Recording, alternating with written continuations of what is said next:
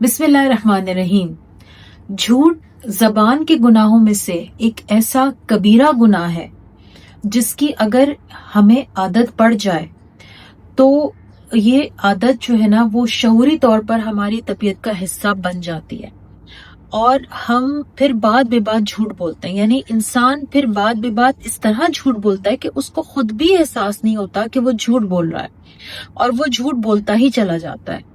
اچھا، آگے بڑھنے سے پہلے میں ایک بات یہ آپ کو واضح کر دوں کہ شریعت میں دو طرح کی چیزیں ایسی ہیں جس میں جھوٹ بولنا جائز ہے۔ ایک تو یہ کہ آپ نے کسی کی جان بچانی ہو، یعنی کسی کی جان بچانے کے لیے اگر آپ کو جھوٹ بولنا پڑے تو آپ بول سکتے ہیں۔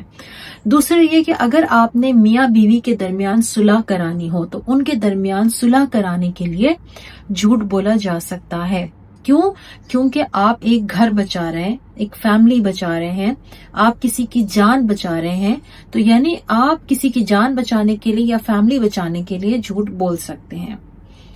اچھا، اب ہم یہ دیکھ رہے ہیں کہ جھوٹ کی عادت انسان کو پڑتی کہاں سے ہے۔ یہ تب پڑتی ہے جب انسان ایک چھوٹا بچہ ہوتا ہے، وہ ماں باپ کی گود میں ہوتا ہے، اور ماں باپ وہ ہستی ہے جو بچے کے سب سے زیادہ قریب ترین ہوتے ہیں، جن سے بچہ بے پناہ پیار کرتا ہے، اور وہ چاہتا ہے کہ ماں باپ بھی اس سے بے پناہ پیار کریں، اور وہ اپنی ہر ضرورت کے لیے ماں باپ کی طرف دیکھتا ہے۔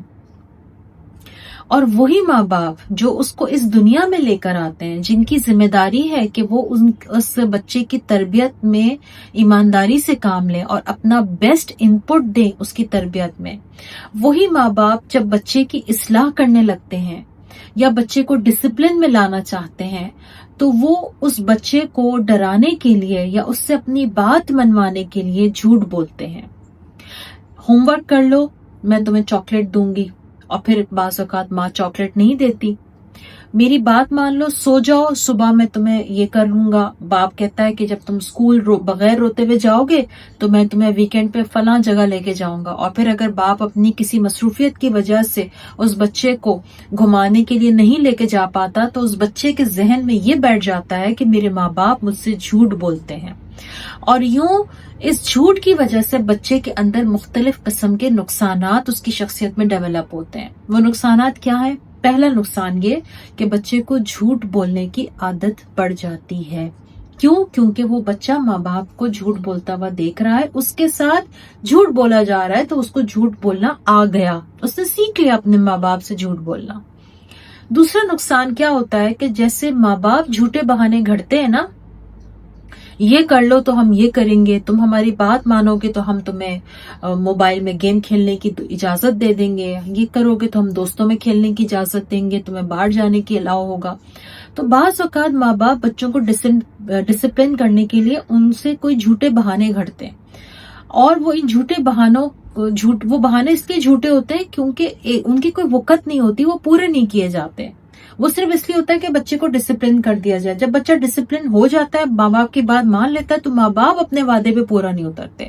تو بچہ یہاں سے سیکھتا ہے کہ میں بھی ماں باپ سے جھوٹ بول کر کے جھوٹے بہانے گھڑ کے بات کو ڈیلے کر سکتا ہوں۔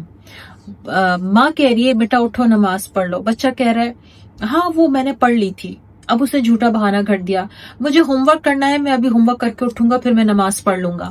اب یہ وہ سیکھ گیا ہے کہ کس طرح سے میں جھوٹے بہانے گھڑ کے، جیسے میری ماں یا میرے باپ گھڑا کرتے تھے، میں بھی یہ حربہ آزما کر جھوٹے بہانے گھڑ سکتا ہوں، اور اس طرح سے وہ یہ عادت اپنا لیتا ہے۔ تیسرا نقصان یہ ہوتا ہے کہ بچے کے اندر اپنے ماں باپ کو لے کر ٹرسٹ ایشوز ڈیولپ ہو جاتے ہیں۔ یعنی ماں باپ وہ ہستی جس کے اوپر بچے کا سب سے زیادہ بھروسہ اور اعتماد ہونا بہت ضروری ہے، اس کی ذہنی صحت، اس کی جسمانی صحت کے لیے وہ اعتماد لازم ہے، وہی اعتماد ماں باپ کھو دیتے ہیں اس بچے کے اندر سے، اور یوں وہ بچہ آہستہ آہستہ ٹرسٹ ایشوز کا شکار ہو جاتا ہے۔ پہلے اس کا ٹرسٹ اپنے ماں باپ پہ سے بریک ہوتا ہے، پھر جب وہ اسکول جاتا ہے تو اپنے ساتھیوں پہ ٹرسٹ نہیں کر پاتا، ان کو لے کے وہ فرسٹریشن کا شکار ہوتا ہے، ان کے ساتھ وہ بات بے بات لڑتا ہے، الجھتا ہے، ان سے لڑائیاں کرتا ہے، کسی سے دوستی نہیں کر پاتا، اس کی کسی سے بنتی نہیں ہے۔ پھر جب وہ شادی کرتا ہے، کریئر بناتا ہے، آفس جاتا ہے تو اپنے کولیگز کے ساتھ اس کی بن نہیں پاتی، وہاں پہ ٹرسٹ ایشوز ڈیولپ ہوتے ہیں. شادی کرتا ہے تو اسپاؤس کے ساتھ ٹرسٹ ایشوز ڈیولپ ہو جاتے ہیں، اسپاؤس کو وہ بھروسہ نہیں دے پاتا اور پھر اس طرح سے اسپاؤس کا بھروسہ جیت بھی نہیں پاتا. تو یہ جو ٹرسٹ ایشوز ہے نا، یہ جب بچپن سے جب شروع ہوتے ہیں تو پھر یہ زندگی میں آگے تک آخر تک چلتے جاتے ہیں. اللہ یہ کہ آپ اپنی زندگی میں خود اعتماد کرنا سیکھ لیں، کیونکہ بچوں کو اگر آپ اعتماد دیں گے تو بچہ بھی آپ پہ اعتماد کرنا سیکھے گا. یہ اعتماد کا پہلا اصول ہے، یاد رکھیے. اگر آپ چاہتے ہیں کہ آپ کا بچہ آپ پہ ٹرسٹ کرے، آپ سے اپنی ہر بات شیئر کرے، تو آپ بچے پہ ٹرسٹ کیجئے. آنکھیں کھلی رکھیے، آنکھیں بند مت رکھیے، اندھے بند کر مت جیئے. آبزرویشن پوری ہو، لیکن ایسی آبزرویشن ہو کہ بچے کو یہ احساس نہ ہو کہ اس کو دیکھا جا رہا ہے یا اس کی نگرانی کی جا رہی ہے. کیونکہ اگر بچے کو یہ احساس ہو جائے کہ اس کی نگرانی کی جا رہی ہے تو وہاں پر بھی بچے کے اندر ٹرسٹ ایشوز ڈیولپ ہو جاتے ہیں، کیونکہ بچہ ایک لو کانفیڈنس کا شکار ہو جاتا ہے.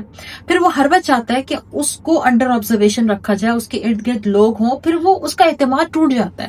لیکن جب آپ بچے کو کام کرنے کی آزادی دیتے ہیں، اس کو فیصلہ کرنے کی آزادی دیتے ہیں، اس پہ ٹرسٹ کرتے ہیں، تو اس طرح بچے کا جو سیلف اسٹیم کا لیول ہے وہ بھی اوپر جاتا ہے. بچہ خود پہ اعتماد کرتا ہے، آپ پہ اعتماد کرے گا، اور اس طرح بچہ اپنی زندگی میں آنے والے لوگوں کے ساتھ اعتماد کر کے چلنا سیکھے گا. لیکن یہ کہاں سے شروع ہوگا؟ جب بچہ چھوٹا ہے، جب بچہ ماں کی گود میں ہے، یہ وہاں سے شروع ہوگا. اور یہ پہلے آپ نے اپنے اندر ڈیولپ کرنا ہے، اس کے بعد آپ بچے کے اندر یہ اعتماد، یہ ہائی سیلف اسٹیم، آپ یہ کانفیڈنس، یہ بچے کے اندر آپ ٹرانسفر کر سکیں گے. تو کہنے کو تو چھوٹا سا جھوٹ ہے، لیکن جھوٹ تمام روحانی امراض کی جڑ ہے. جیسے کہا گیا نا کہ جو جھوٹ بول سکتا ہے وہ سب کچھ کر سکتا ہے. یعنی جھوٹ ایک ایسی بیماری ہے، ایک ایسا روحانی مرض ہے جس کو ہمیں اپنے اندر سے خاتمہ کرنا ہے. کیونکہ اگر آپ نے اس کو اپنے اندر سے ختم نہ کیا تو یہ آپ کے اندر آنے والے بہت سارے روحانی امراض کا سبب بن سکتا ہے. تو آج کی اس بات کو اپنے ذہن میں رکھیے اور جھوٹ کے حوالے سے دیکھیے، کیونکہ جھوٹ بولتے بولتے انسان سچ بولنے کی صلاحیت سے بھی محروم ہو جاتا ہے، کیونکہ جھوٹ بولنے کا مزہ پڑ جاتا ہے، لت پڑ جاتی ہے. تو کوشش یہ کیجئے کہ اب تک جتنے جھوٹ بولے ہیں نا، اس کے لیے 2 رکعت نفل نماز توبہ ادا کیجئے اور اللہ سے خوب گڑ گڑا کر اپنے جانے انجانے میں کیے گئے بولے گئے جھوٹ کی معافی مانگیے. کیونکہ ان تمام چیزوں کی پوچھ ہوگی. جیسے میں نے شروع میں کہا کہ جھوٹ کبیرہ گناہ ہے اور کبیرہ گناہوں کی پوچھ ہوگی. تو ان گناہوں کی معافی مانگے تاکہ ہم اللہ کے جب ہم پیش ہوں تو ہم اس کی بارگاہ میں سرخرو ہو سکیں. اپنا خیال رکھیے. Thank you so much.